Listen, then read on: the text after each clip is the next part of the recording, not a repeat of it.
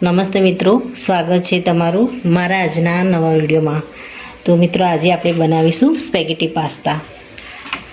બાળકોને જો શાક અને રોટલી ખાવાનું મન ના હોય એ દિવસે આપણે આને આવી રીતે કંઈ અલગ બનાવીને આપી શકીએ છીએ।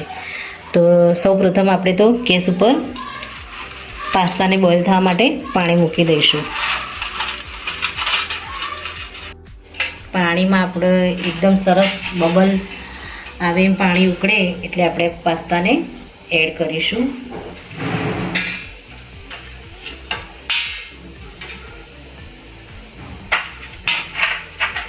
ને આમાં 250 ગ્રામ જેટલા આપણે પાસ્તા લીધા છે, એને આ રીતે આમાં એડ કરી દઈશું। આપણા પાસ્તા બોઇલ થાય ત્યાં સુધી આપણે એમાં જે વેજીટેબલ એડ કરવાના છે એને કટિંગ કરી દઈશું। પાસ્તા જેમ પાણી બોઇલ થશે અને પાસ્તા ઓગળશે એટલે આપોઆપ અંદર આવી જશે। તો પાસ્તાને આપણે વઘારવા માટે આપણે લસણની જરૂર પડશે, ડુંગળી, ગાજર, કેપ્સિકમ, લીલી ડુંગળી અને બીજા આપણે સોસનો ઉપયોગ કરીશું। તો મિત્રો, આપણા પાસ્તા પાણીની અંદર બધા સારી રીતે અંદર આવી ગયા છે। આમાં આપણે ઉપર થોડું તેલ એડ કરીશું।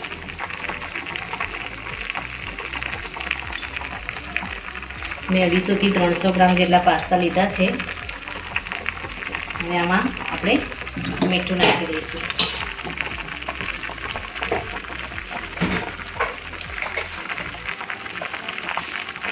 અને પાસ્તાને આપણે 10 મિનિટ માટે કૂક થવા દઈશું।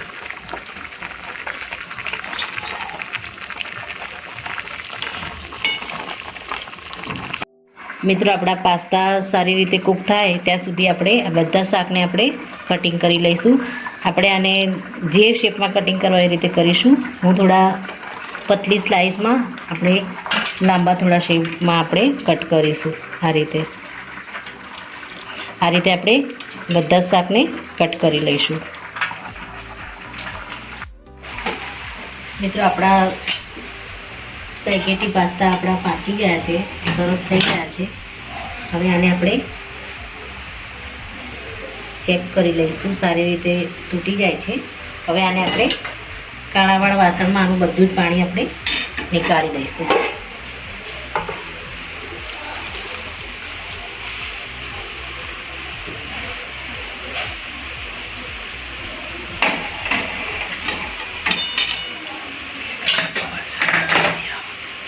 બધું આનું પાણી નીકળી જાય ત્યાં સુધી આને સારી રીતે ઠંડા થવા દઈશું।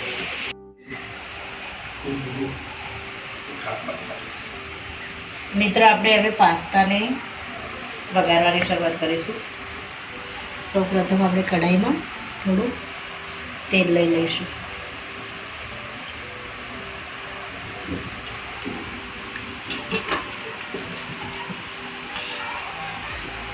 ત્યારબાદ એમાં ઝીણું સમારેલું આપણે લસણ એડ કરીશું।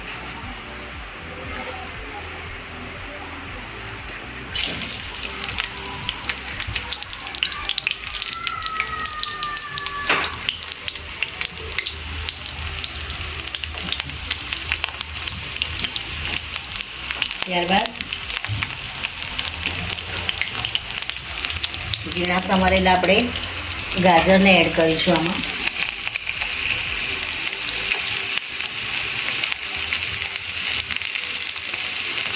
ગાજરને કૂક થવામાં થોડી વાર લાગે છે, તો આપણે સૌપ્રથમ પહેલાં ગાજર એડ કરીશું આમાં।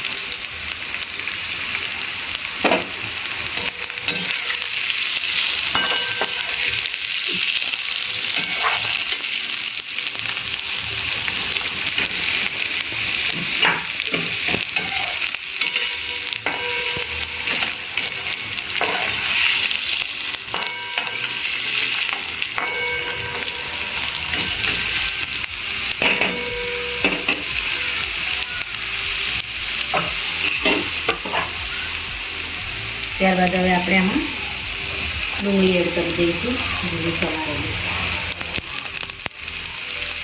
કેપ્સિકમને પણ આમાં એડ કરી દઈશું.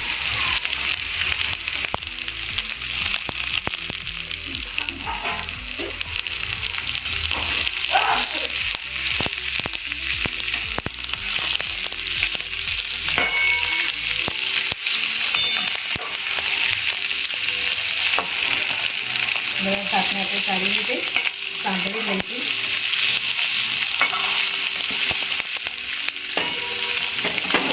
આમાં મેં 2 નંગ ટામેટાને પણ અલગથી કાપીને રાખ્યા છે, એને આપણે એડ કરી દઈશું.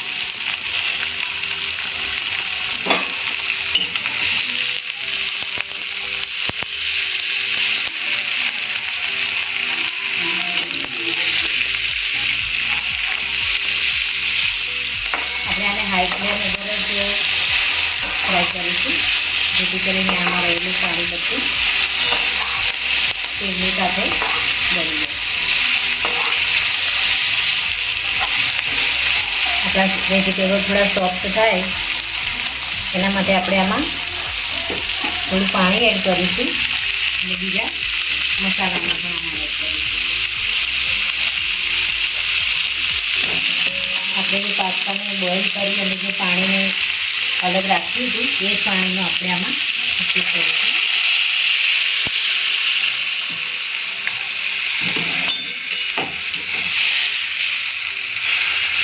આ જ પાણીમાં આપણે આ શાકભાજીને થવા દઈશું. આમાં આપણે વેજીટેબલના ભાગનું આપણે મીઠું એડ કરી દઈશું.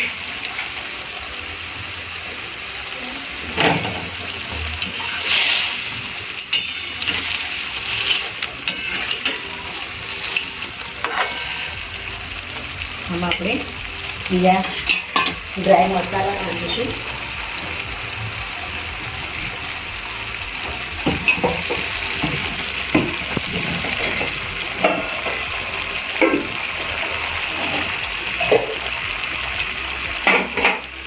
આપણે અહીંયા લાલ મરચાંનો ઉપયોગ કરીશું, એ આપણે 2 ચમચી એડ કરીશું. ત્યારબાદ થોડી આપણે આમાં હળદર એડ કરીશું.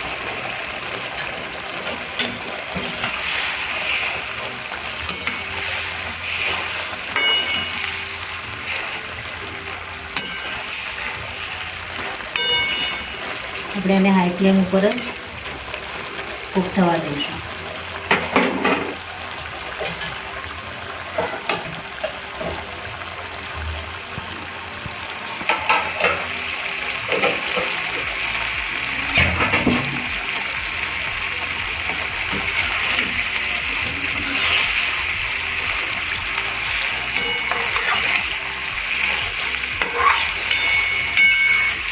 થોડી વાર માટે આપણે હલાવી અને આપણા બધા જ વેજીટેબલ સોફ્ટ થાય ત્યાં સુધી એને કૂક થવા દઈશું.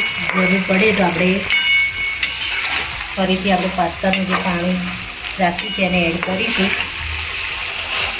હાલ આપણે આમાં કોઈ જરૂર નથી અને એડ કરવાની. થોડી વાર માટે આને થવા દઈશું. તો મિત્રો આપણા બધા જ વેજીટેબલ સારી રીતે એકદમ ચડી ગયા છે. હવે આપણે આમાં સોસ એડ કરીશું. તો સૌપ્રથમ આપણે શેઝવાન સોસ 1 ચમચી લીધો છે, એને આમાં એડ કરીશું. ત્યારબાદ આમાં રેડ ચીલી સોસ એડ કરીશું 1 ચમચી.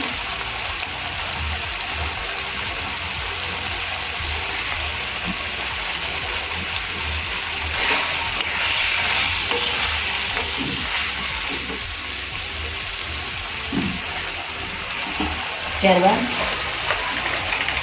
આપણે આમાં સોયા સોસને એડ કરીશું, એ પણ આપણે 1/2 ચમચી એડ કરીશું.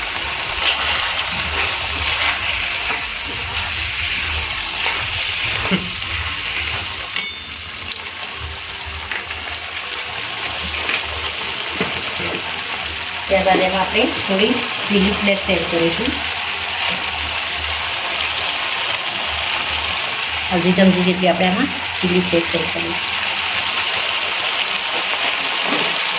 હવે આને સારી રીતે મિક્સ કરી દઈશું.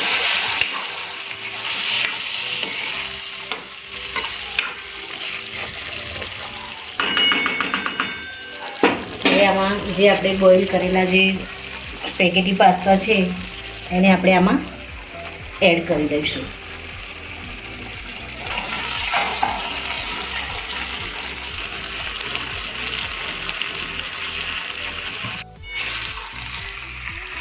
મિત્રો હવે આને આપણે સારી રીતે મિક્સ કરી દઈશું.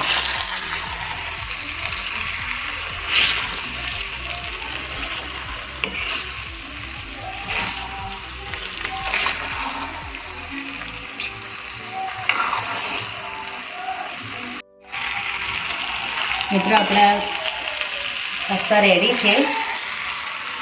આમાં આપણે થોડું પાણી એડ કરીશું.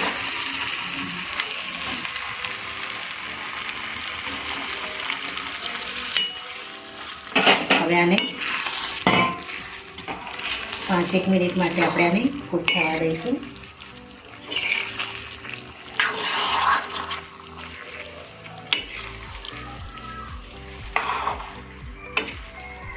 ઉપરથી આપણે થોડો ઓરેગાનો નાખી દઈશું.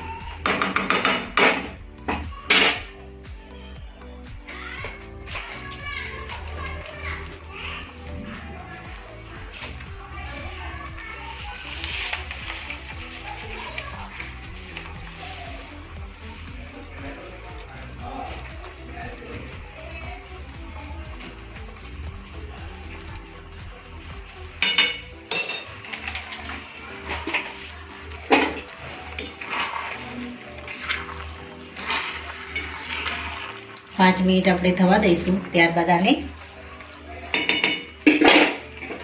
સર્વ કરી દઈશું. એ પહેલાં આપણે થોડી લીલી ડુંગળી આપણે સમારીને રાખી છે એને આપણે પર એડ કરી દઈશું.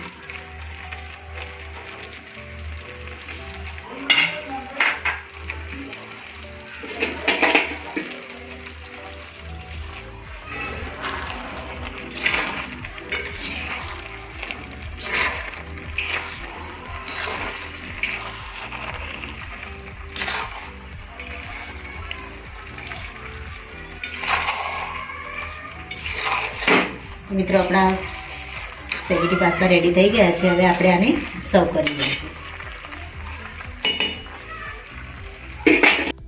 તો મિત્રો રેડી છે આપણા સ્પેગેટી પાસ્તા. તો એને આપણે ધાણા નાખી અને સર્વ કરી દઈશું. તો ઉપરથી આપણે કેચઅપને પણ એડ કરી દઈશું.